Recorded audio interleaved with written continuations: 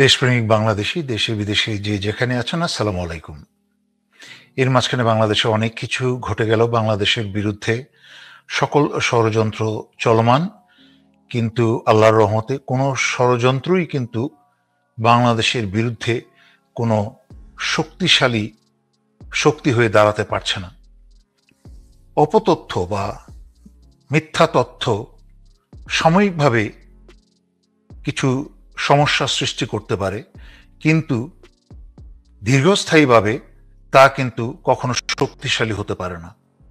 তার বিরুদ্ধে সত্য তথ্য হয় অনেক শক্তিশালী। ভারত বাংলাদেশের বিরুদ্ধে যত বেশি অপতৎপরতা চালাচ্ছে, বাংলাদেশি জনগণকে আরো একতাবদ্ধ করছে, যা বাংলাদেশের জন্য হচ্ছে শক্তিশালী এবং ভারতের জন্য হচ্ছে ততই ভয়ঙ্কর। মিথ্যা তথ্য দিয়ে একটা অপশক্তি কতদিন লাফালাফি করতে পারে বলুন? 100 মিটার স্প্রিন্ট রেস দেখেছেন তো, আর লং রানও দেখেছেন। 100 মিটার স্প্রিন্টে যেই গতিতে দৌড় দেওয়া হয়, সেই গতিতে কি 10 মাইল চলা যায় বা 10 মাইল দৌড়ানো যায়? যায় না। সেই জন্যই সেই গতি বা ক্ষিপ্রতা 100 মিটার স্প্রিন্টে দেওয়া যায়। তাই এই যে ভারতীয় আওয়ামী ষড়যন্ত্র চলছে বাংলাদেশে, তা এই গতিতে কিন্তু বেশি দিন চলতে পারে না। আস্তে আস্তে দেখেন, আমি আগেও বলেছি আমার লাইভে, আমি বাংলাদেশি হিন্দু ভাই বোনদেরকে বলেছিলাম যে মিথ্যা ছেড়ে সত্যের পথে চলে আসতে। বাংলাদেশের তারা একই সমান অধিকারী বাংলাদেশি, এবং আপনারা দেখেছেন গত 2-1 দিনে ভারতের আগ্রাসনের বিরুদ্ধে এবং অপপ্রচারের বিরুদ্ধে কিন্তু বাংলাদেশের অনেক হিন্দুরাও কিন্তু রাস্তায় আন্দোলনে নেমেছিল এবং প্রতিবাদ করেছে। এভাবে যা বাংলাদেশে আগে কখনো কোনোদিন দেখা যায়নি।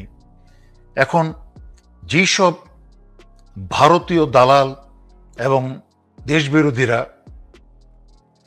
দরিদ্র হিন্দুদের উপর অত্যাচার করে এবং মিথ্যা বলিয়ে ভয় দেখিয়ে তাদেরকে রাস্তায় নিয়ে আসতো, তারাও বুঝতে শুরু করেছে যে তারা বাংলাদেশি, এবং বেলা শেষে কিন্তু ভারত তাদের জন্য ভালো কিছুই করবে না।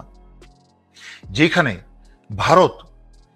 ভারতের নিজের দেশে তাদের নিম্নবর্ণের হিন্দুদের হত্যা করে এবং দরিদ্র হিন্দুরা অত্যাচারিত হয়, মুসলমান তো আছেই, তাছাড়াও খ্রিস্টান এবং হিন্দুরাও এই ভারতীয় জঙ্গিদের হাতে অত্যাচারিত হয়। সেখানে বাংলাদেশের হিন্দু দিন শেষে কিন্তু ভারতের কাছে কিছু আশা করতে পারে না, বরঞ্চ তাদের মাতৃভূমি এই বাংলাদেশেই তাদের একমাত্র আশ্রয়স্থল। তাই নিজের জন্মভূমির সাথে বেইমানি করে কোনো দিন পার পাওয়া যায় না, ইহকালেও না, পরকালেও না। আমি ছাত্র নেতাদের প্রতি জানাচ্ছি ধন্যবাদ। তারা প্রধান উপদেষ্টার কাছে গত 16 বছরে স্বৈরাচারী শেখ হাসিনা ভারতের সাথে যত চুক্তি সম্পন্ন করেছে তা প্রকাশ করতে বলেছে, যার আমি সাধুবাদ জানাই এবং সমর্থন করি। এখন আমি দ্রুত দুটি প্রশ্ন করব আইন উপদেষ্টা আসিফ নজরুলের প্রতি। আসিফ নজরুল কিন্তু এলাবাই নিয়ে এসে হাজির হয়ে গেছেন। যখন সাংবাদিক ইলিয়াস তার বিরুদ্ধে সকল কিছু ফাঁস করেছে, তখন সে সাথে সাথেই দাঁড়িয়ে গেছে এলাবাই নিয়ে। এলাবাই হচ্ছে একটা আইনি শব্দ যা আসিফ নজরুল ভালো করে জানে। সেটা হচ্ছে যে সে অপকর্ম করার সময় তার বিরুদ্ধে যে অভিযোগ আনা হয়েছে সে অমুক স্থানে ছিল, সেটা প্রমাণ করার জন্য সে ওই দিন বা ওই রাতে ওই জায়গায় ছিল না, অন্য জায়গায় ছিল, তার সাক্ষী হিসেবে যেটা করা হয় সেটাকে ইংরেজিতে বলা হয় এলাবাই। এবং সেটা নিয়ে কিন্তু সে মুহূর্তের মাঝখানে এসে হাজির হয়ে গেছে যে সে বাসার বাইরে ঠিকই ছিল, কিন্তু কার সাথে ছিল সেগুলা বলেছে। আমি আসিফ নজরুলকে একটা প্রশ্ন করতে চাই, এই যে 16 বছর ধরে তৃতীয় মাত্রা বা অন্যান্য টক শোতে মিষ্টি মিষ্টি মেয়েলি কথা বলে তো দিন কাটালেন, হাসিনা 16 বছরে আপনার বিরুদ্ধে একটা মামলা দিয়েছে? আমার জানা মতো দেয় নেই। ভারতের পত্র পত্রিকা আপনার বিরুদ্ধে আপনাকে কোনো শক্তিশালী বা ভারত বিরোধী কোনো শক্তি হিসাবে চিন্তা করে আপনাকে নিয়ে কোনো পত্রপত্রিকায় ভারতে লেখালেখি করেছে? আমার জানা মতো করে নাই। একটু দেখেন তো, আপনার মতো ঢাকা বিশ্ববিদ্যালয়ের সে আইনের শিক্ষক এবং উড়ে এসে জুড়ে বসলেন, কোনো আন্দোলন না করে, কোনো কিছু আত্মাহুতি না দিয়ে, একটা মামলা পর্যন্ত না খেয়ে উপদেষ্টা হয়ে বসে গেলেন।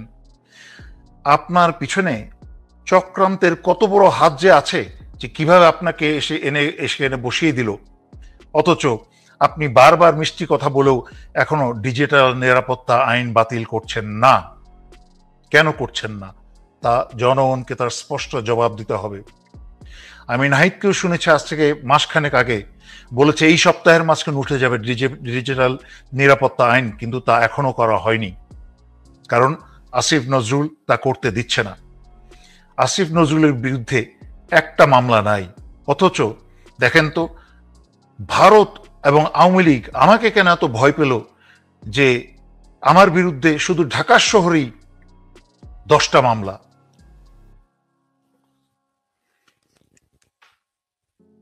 রমনা থানা, শাহবাগ থানা, হাজারীবাগ থানা, ধানমন্ডি থানা,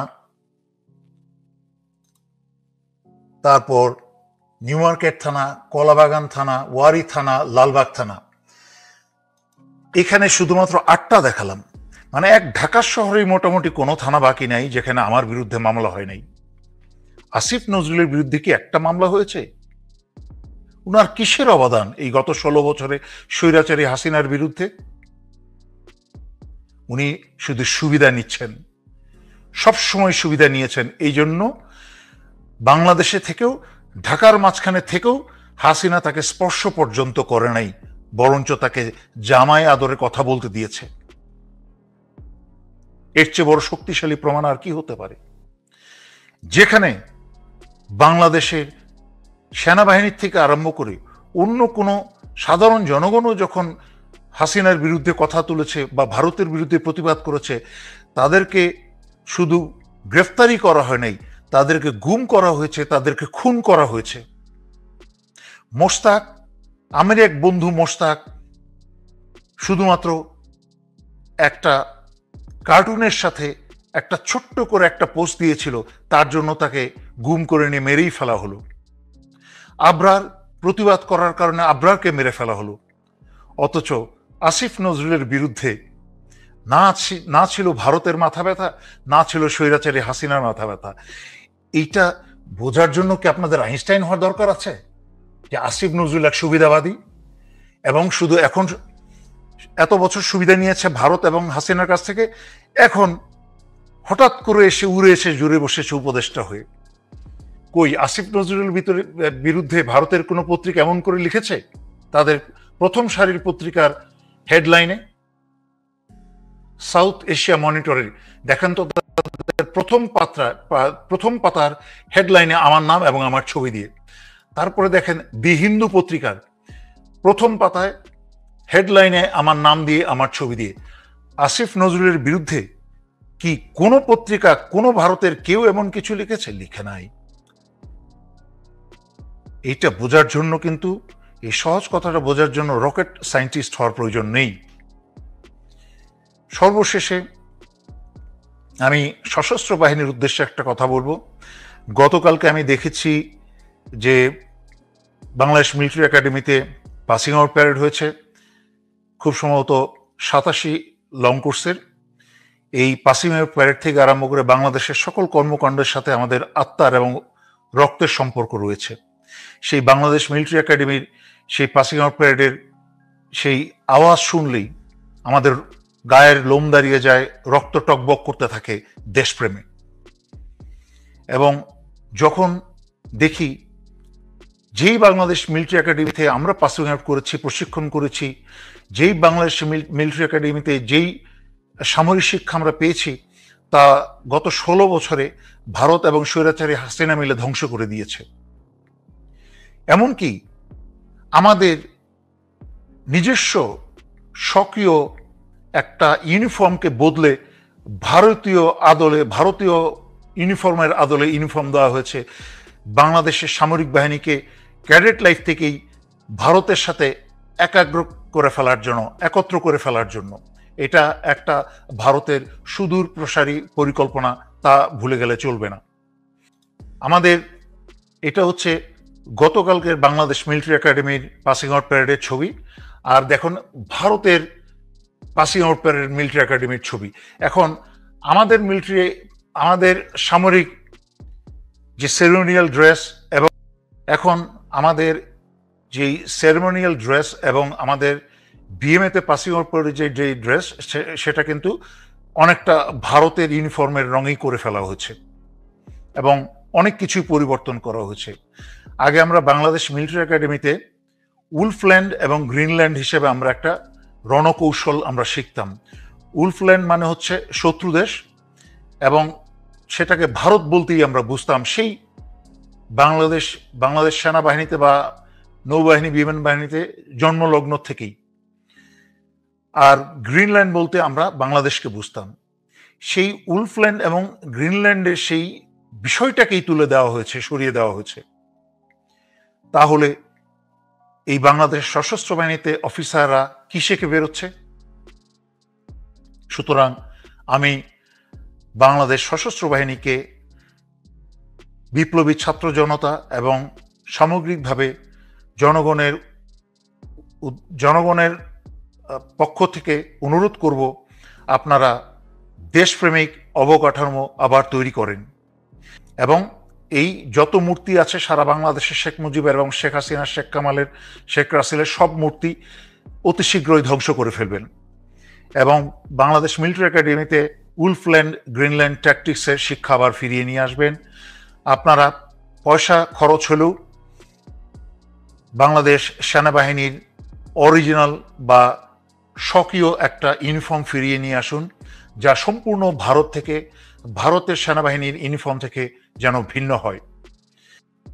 আমি আরও আশা করেছিলাম সেনাবাহিনী প্রধান এখানে জুলাই আগস্টের যেই শহীদ ছাত্রছাত্রী জনতা, তাদের প্রতি সম্মান দেখিয়ে একটি লাইন হলেও বলবেন।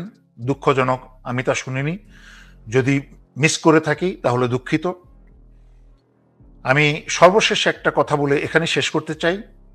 মনে রাখতে হবে, আওয়ামী লীগ মানেই ভারত, ভারত মানেই আওয়ামী লীগ, আওয়ামী লীগ মানেই হচ্ছে ইসকন।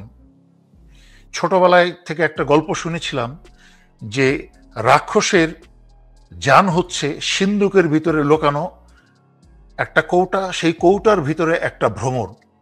সেই ভ্রমরের একটা হাত ছিঁড়লে সেই রাক্ষসের হাত ছিঁড়ে যায়, সেই ভ্রমরের একটা পা ছিঁড়লে রাক্ষসের একটা পা ছিঁড়ে যায়, আর সেই ভ্রমণকে মেরে ফেললে পরে সেই রাক্ষসটাই মরে যায়। মনে রাখতে হবে, ভারতের সেই ভ্রমর হচ্ছে বাংলাদেশের আওয়ামী লীগ এবং ইসকন। তাই বাংলাদেশ থেকে ইসকন এবং আওয়ামী লীগকে নিষিদ্ধ করতেই হবে এবং তাদের একটা একটা করে হাত আর পা ছিঁড়ে ভারতের যে আগ্রাসী হাত আর পা আছে তাকে বাংলাদেশের এই জনগণকে একতাবদ্ধ হয়ে ছিঁড়ে ফেলতে হবে। আমি অত্যন্ত আনন্দিত এবং গর্ববোধ করি এই নতুন প্রজন্মের ছাত্রছাত্রী জনতাকে নিয়ে, যে তারা এখন প্রতিবাদ করতে শিখেছে। তাদেরকে শিখিয়ে দিতে হয় না, তারা মুহূর্তে প্রতিটা অন্যায়ের বিরুদ্ধে, ভারতের আগ্রাসনের বিরুদ্ধে তারা হুঙ্কার দিয়ে সিংহের মতো জায়গায় দাঁড়িয়ে যায় এবং প্রয়োজনে সবাই একত্র হয়ে যায়। ইনশাল্লাহ বাংলাদেশের ছাত্রছাত্রী জনতা, তোমরা এটাকে চালিয়ে রাখো। কোনো ভারতের দালালের সাহস হবে না এই বাংলাদেশের উপর আর হুঙ্কার দেওয়ার এবং আগ্রাসনের চিন্তা করারও। তাই এই একাত্ম চালিয়ে যাও। আর যারা এই অন্যান্য রাজনৈতিক দলের বা যে কোনো ব্যক্তি যারা ভারত এবং আওয়ামী লীগের পক্ষে কোনো কথা বলার চেষ্টা করবে, তাদেরকে চেপে ধরো, তাদেরকে এমনভাবে চেপে ধরো যে তাদের জন্য বাংলাদেশে থাকা মুশকিল হয়ে যায়। তোমাদের নিজেদের মাঝখানে কোনোদিন কোনো ভাঙন দেখতে চাই না। এবং সাহস, মনের সাহস আগে, গায়ের শক্তির চেয়ে মনের সাহসের শক্তি অনেক বড় শক্তিশালী। মনে রেখো, আগেও বহুবার বলেছি, অস্ত্রহীন একটা সাহসী ব্যক্তির সামনে অস্ত্র সহকারে দাঁড়িয়ে থাকা 100 জন ব্যক্তিও কোনো বিষয় না, যা তোমরা জুলাই আগস্টে প্রমাণ করেছ। তাই তোমরা একত্র থাকো এবং যেখানেই আওয়ামী এবং ভারতীয় দালাল দেখবে তাদেরকে উৎখাত করে দাও। এই বলে আজকের জন্য এখানেই শেষ করছি।